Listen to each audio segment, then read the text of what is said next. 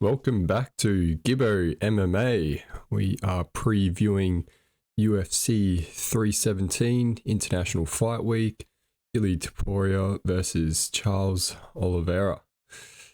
Be sure to like, subscribe, leave a comment on the YouTube, and if you're on Spotify, be sure to download the app and give us a 5 or 1 star rating review. Okay, apologies if my voice sounds a bit groany. Just got a blocked nose. Nose has been dripping like a faucet past few days, but all good. We carry on. So, International Fight Week, Topuria, Oliveira for the vacant lightweight bout. Islam will officially vacate the bout once the fight starts because he wants to move up to welterweight and fight Jack Della Maddalena.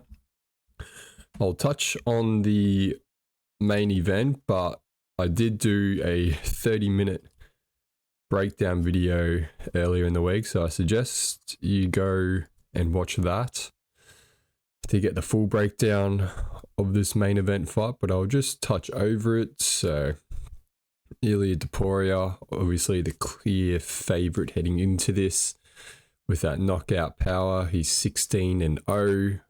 And he takes on the veteran Charles Oliveira, 35-10. This will be Topuria's 9th fight in the UFC. And this will be Charles's 35th fight in the UFC. So, yeah, there's a big difference in fight mileage coming into this. So yeah, this will be Charles's 35th fight in the UFC. Pretty crazy, to be honest, how far and long he's been around here. He made his pro debut in 2008, and he's got the most submissions in UFC history, 16, most finishes in UFC history, 20. He's got an 88, 89% finish rate. 16 of his last 23 wins have been by submission.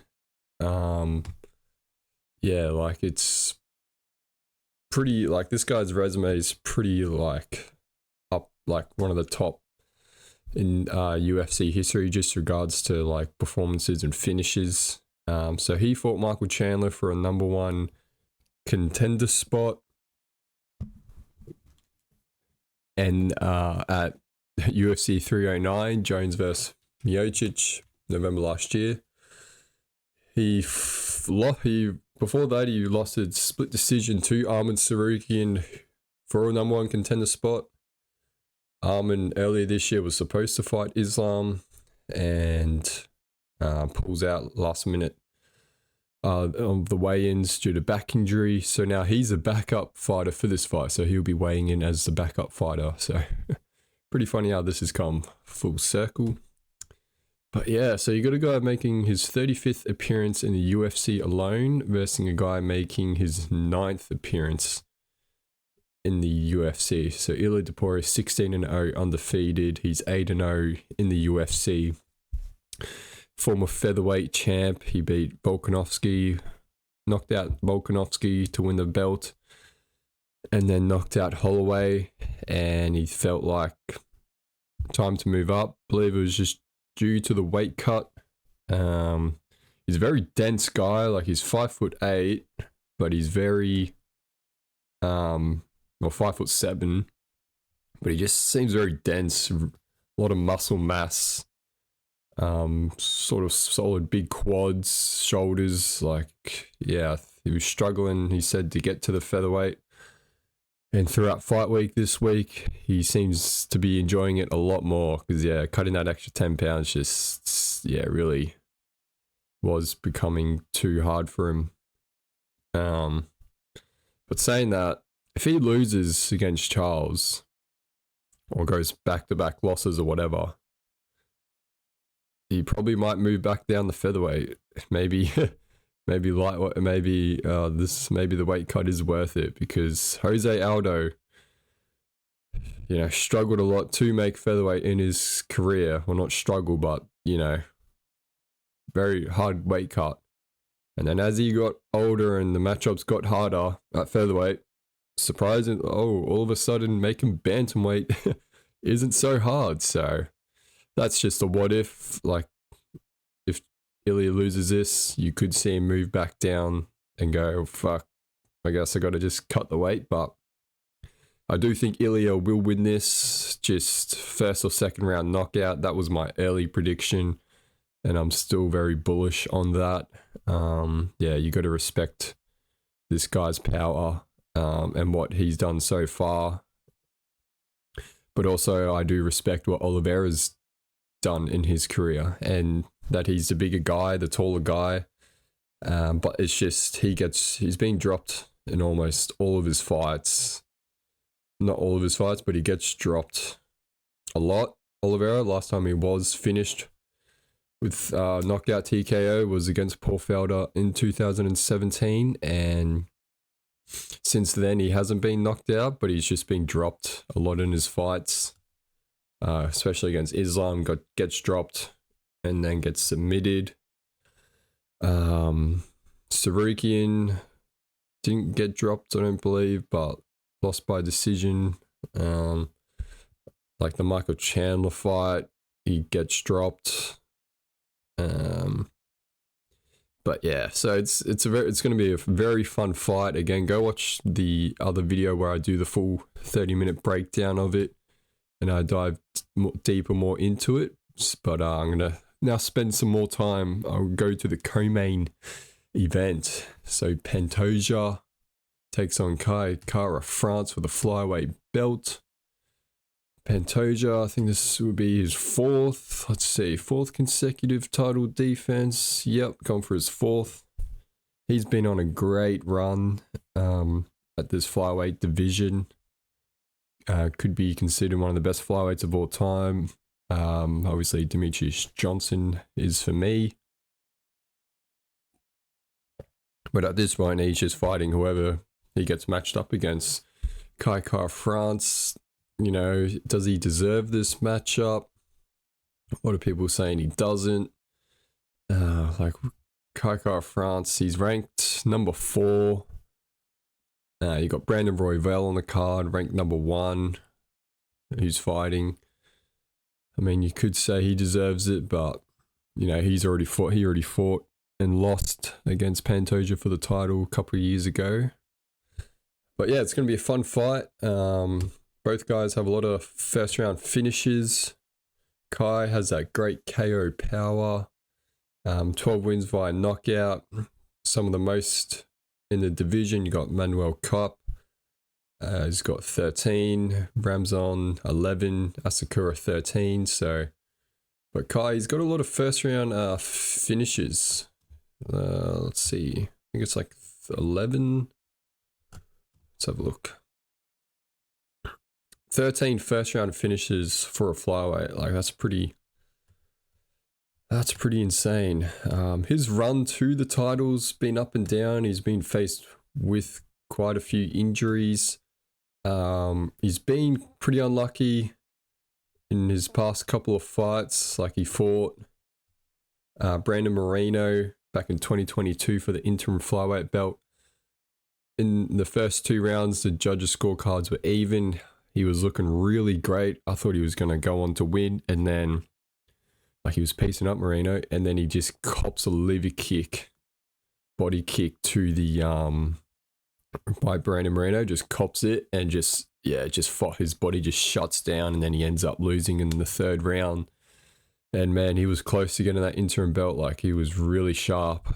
And then he takes a year off, fights Amir Al-Bazi, and loses via split decision in 2023.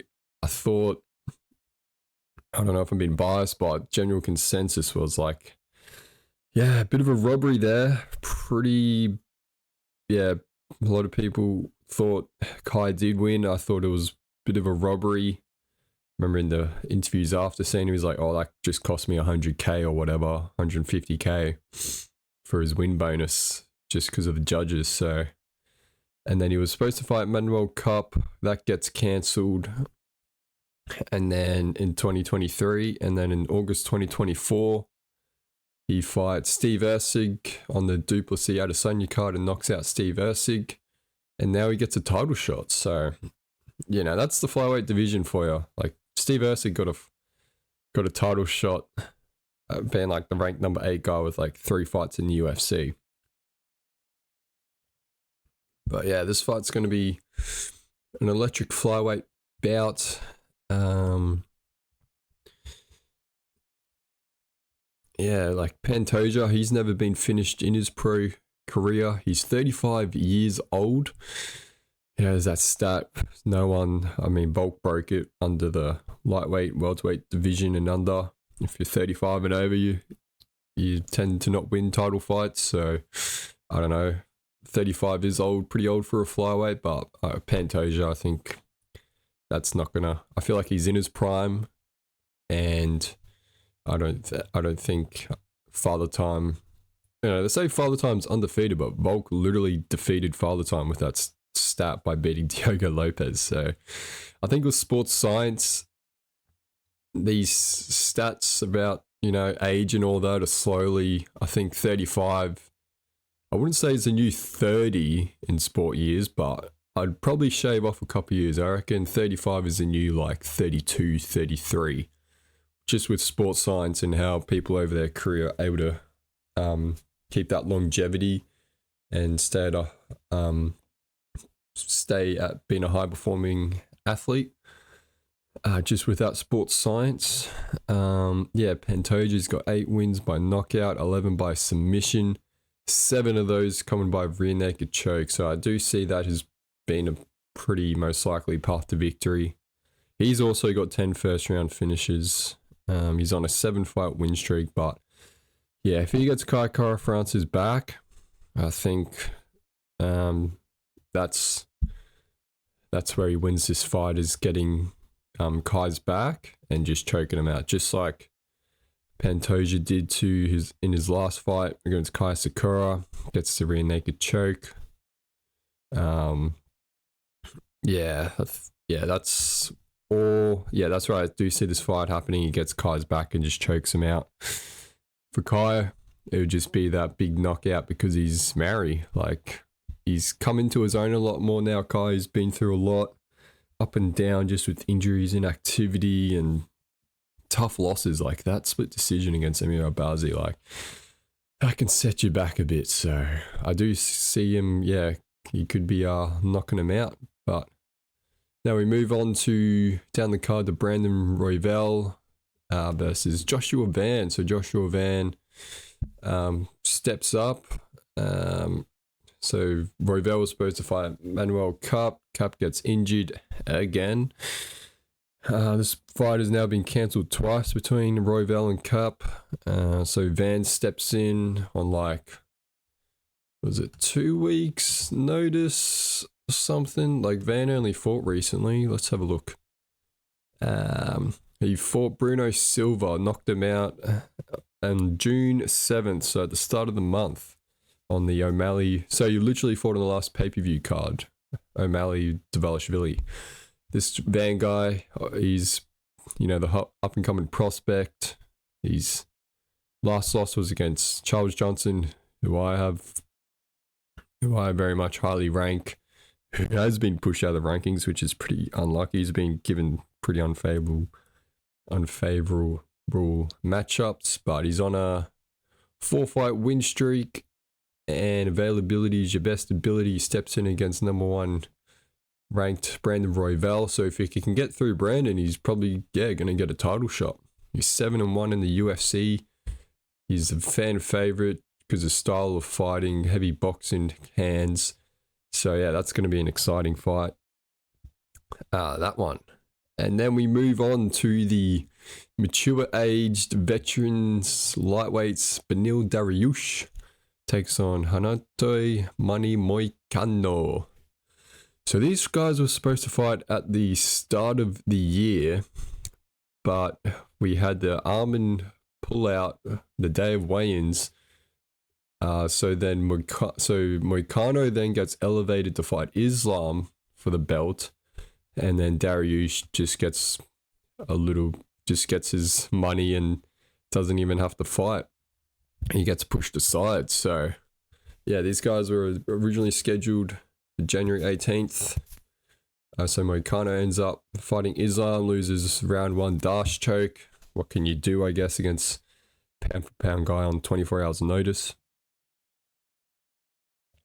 These guys this is an age appropriate matchup fight. I think they're 15 days apart. They're 36 years old. Moicano was on a great streak. He was on 5 fight win streak. That's a grappling. He was on a 4 fight win streak, beating tough guys like Brad Riddell, Drew Dober, Jalen Turner, Benoit Saint Denis in Paris. I was there for that event. Doctor stoppage for Benoit because he just absolutely beat the shit out of him in Paris.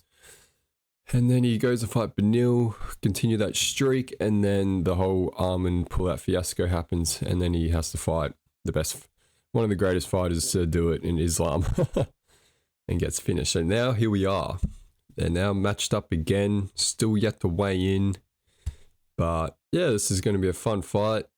Benil, he's been up and down. I think he's a world champion jiu-jitsu. Yeah, he's got great jiu-jitsu credentials. He's on a 2 fight losing streak.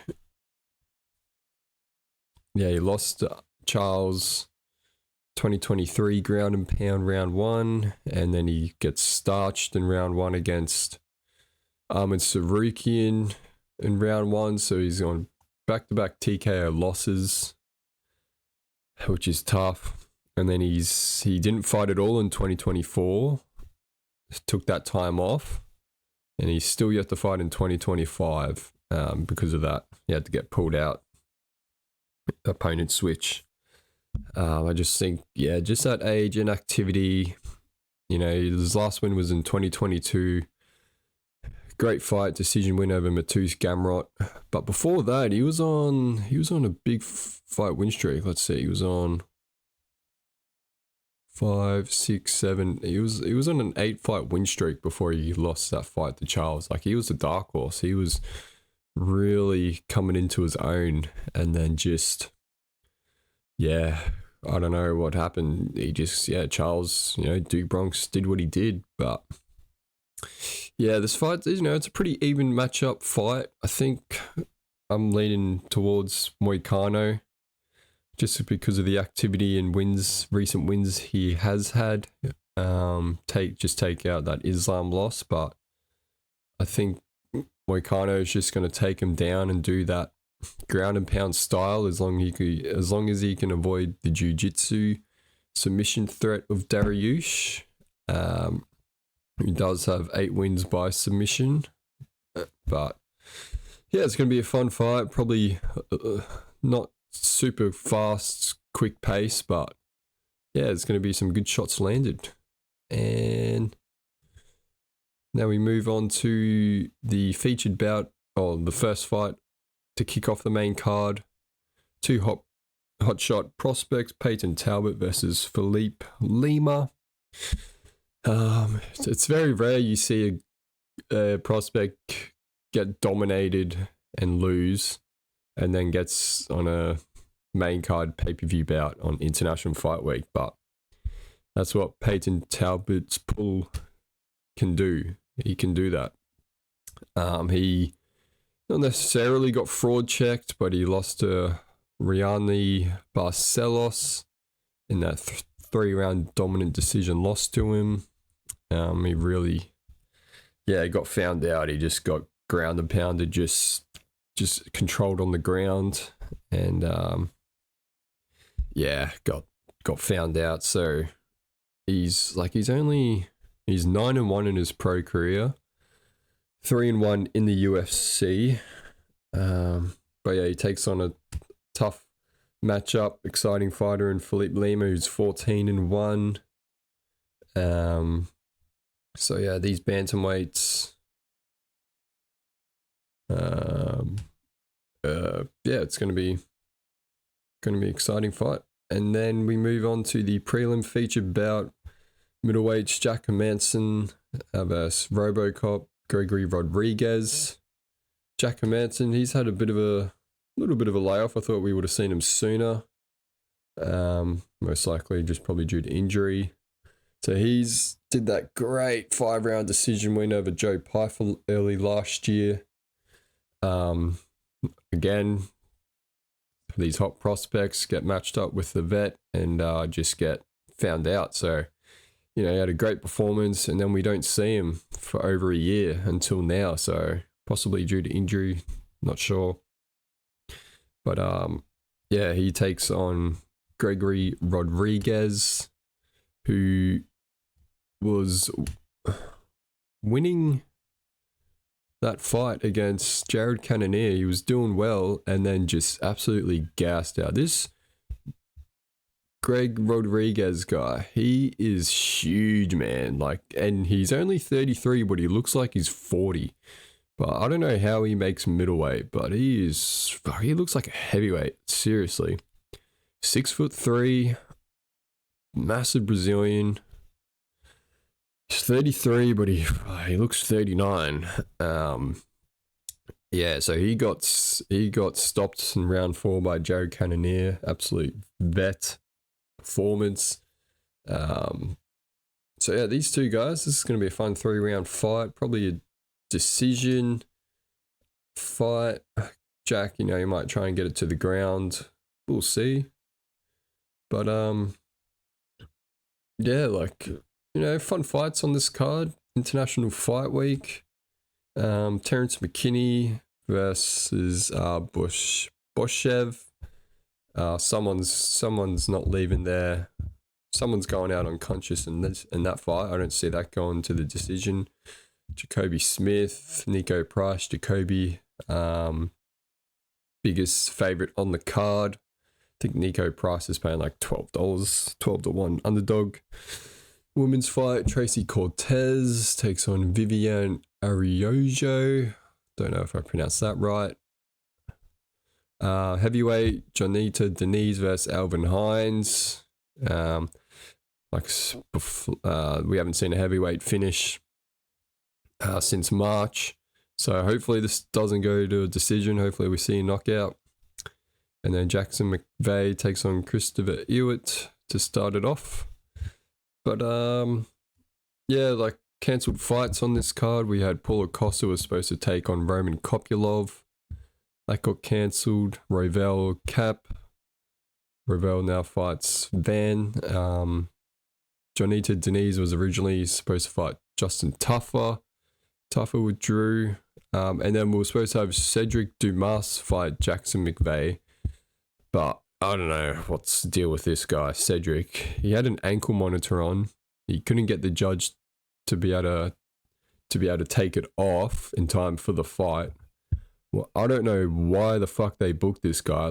This guy's a criminal. But again, if you bring eyes and attention, it's again prize fighting. They'll book you, even if you have an ankle monitor on you at the time. So he has to pull out because he's got a fucking ankle monitor on who should be cut from the UFC. But yeah, glad he's not fighting. I mean, it would have been funny. I think he would have got destroyed, hopefully. But yeah, but let's look into some previous international fight week cards. So we had UFC 303 last year. We had Pereira versus Yuri 2. Which was originally supposed to be Chandler versus Conor McGregor. Conor McGregor had to pull out due, I think he had a broken toe or something. And yeah, we haven't seen Conor McGregor since. So we had Pereira versus Prohaska, where Pereira just absolutely head kicked Yuri. Always a fun fight.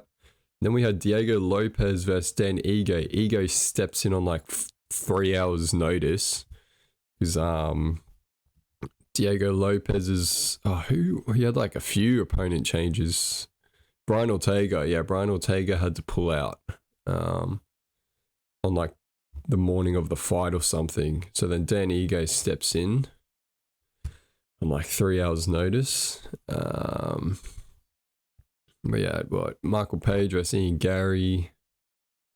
But yeah, that was last year's International Fight Week event. A really good one was 2023 UFC 290 Volk vs Yair. Yeah, that was a great event. Let's bring up the card for that. That's when Volk fought.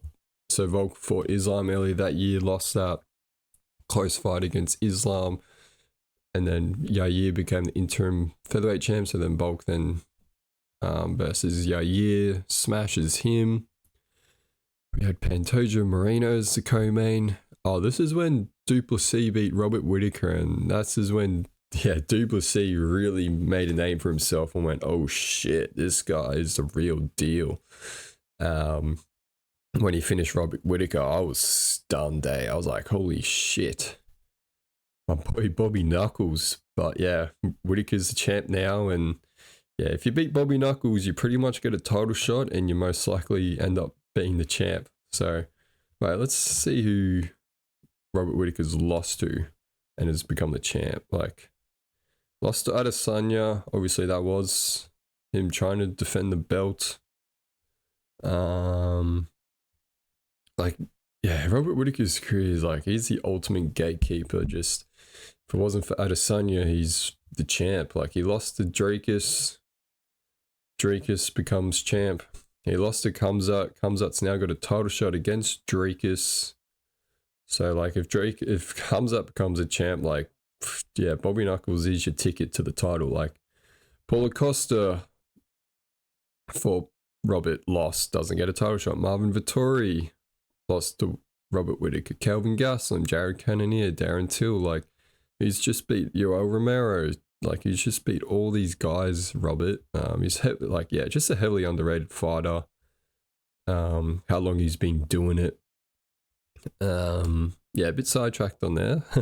And we had this awesome split decision for Dan Hooker when he first fought Jalen Turner. I believe Hooker, he took like the biggest head kick by Turner and just unfazed. I think he broke his arm as well in this fight. Still won. We had Bo Nickel versus Val Woodburn. I think Woodburn was like a 13-1 underdog. What other events we had? We've had Adesanya versus Cannonier, probably one of the worst international fight weeks, especially Adesanya. All he had to do was just jab his way to an easy title fight win undamaged. 2021, Poirier McGregor 3. 2019, Jones Thiago Santos. 2018, Miocic Cormier. 2017, Romero Whittaker. 2016, Misha Tate, Amanda Nunes. 2015, Chad Mendes, McGregor. So all those pay-per-views are in that International Fight Week slot. But yeah, very much looking forward to this event. Topuria Oliveira. Let me know what your thoughts are on the fight. I've put out a heap of little short reels of my breakdown on the socials. Pretty much just asking the questions around this main event matchup. Like, will Topuria's chin be able to handle the power of the bigger guys? Like, your chin gets better moving up because you're not cutting as much weight, but as far as, taking on the bigger punches, because he fought lightweight, got dropped by Jai Herbert with a head kick. He got dropped, didn't get knocked out or anything, and came back and ended up winning, which showed, you can overcome that adversity. And, it was really great to see him come back from that and win. But, I don't think he's been dropped any other time. So if he's versing a top 5 lightweight who drops him, they know how to finish people. Like Jai Herbert, 13-6, 37 years old. you know, he does have 9 wins by knockout, so you can knock people out.